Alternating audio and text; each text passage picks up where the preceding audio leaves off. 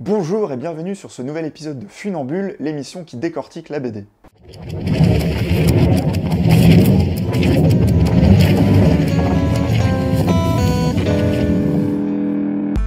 Zombillenium est une série pour l'instant en 3 tomes par Arthur de Pince, auteur connu notamment pour Les Péchés Mignons. C'est une BD vraiment géniale pour laquelle il y a beaucoup de choses à dire et que j'ai adoré. Premier point, l'histoire. Zombillenium. Qu'est-ce qui se cache derrière ce mot barbare? Zombillenium est un parc d'attractions pour avoir peur. Les visiteurs qui s'y rendent s'imaginent que bien sûr, tout ceci est pour de faux. Alors qu'en fait pas du tout, ce sont bien de vrais monstres qui travaillent ici. Des squelettes, des momies, des vampires, des sorcières, des loups-garous, donc l'enjeu essentiel du parc, c'est de faire le plus vrai possible pour que les visiteurs aient vraiment peur. Mais sans en faire trop non plus, sinon les monstres qu'ils sont seraient démasqués. Un vrai business finalement, et c'est bien pour ça que Zombillenium se définit comme une entreprise, avec ses assemblées d'actionnaires, ses syndicats, ses DRH, ses consultants. Voilà pour le pitch. Mais ce qui frappe surtout dans Zombillenium, c'est le dessin. Comme vous pouvez le voir, c'est un style très particulier qui commence à faire son chemin dans le milieu du 9e art, mais qui reste quand même assez éloigné du dessin de BD classique. Oui, parce que pour dessiner ces planches, Arthur de Pince n'utilise ni papier ni crayon, mais une tablette et un ordinateur.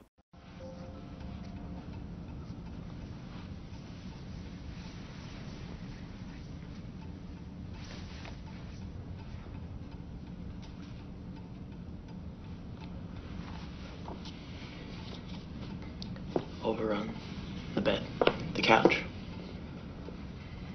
Et oui, ça perd tout de suite un peu de son charme. Mais bon, outre le confort de tels outils, comme par exemple la possibilité de pouvoir changer une couleur ou un trait en un clic, sans avoir à gommer ou à refaire tout un dessin, ce qui nous intéresse à nous, lecteurs et critiques, c'est l'effet rendu.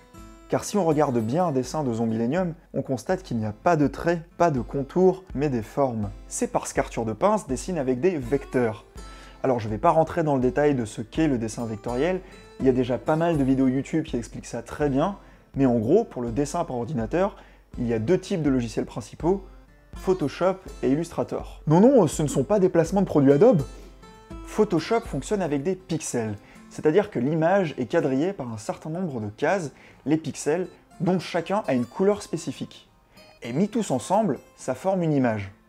Donc en fait, c'est pas si différent que ça du dessin sur papier, sauf qu'au lieu de peindre du papier, on peint des pixels.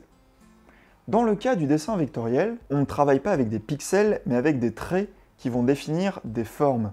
Donc on attribue une couleur, une position, à une forme. Là, c'est bien différent du dessin sur papier. C'est un peu comme si on dessinait en faisant du collage et en ayant en plus la possibilité de transformer les pièces qu'on colle.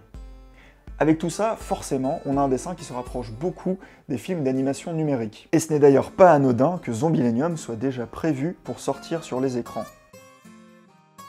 Du coup, un tel processus de création est l'occasion pour Arthur de Pince de procéder un peu par copier-coller.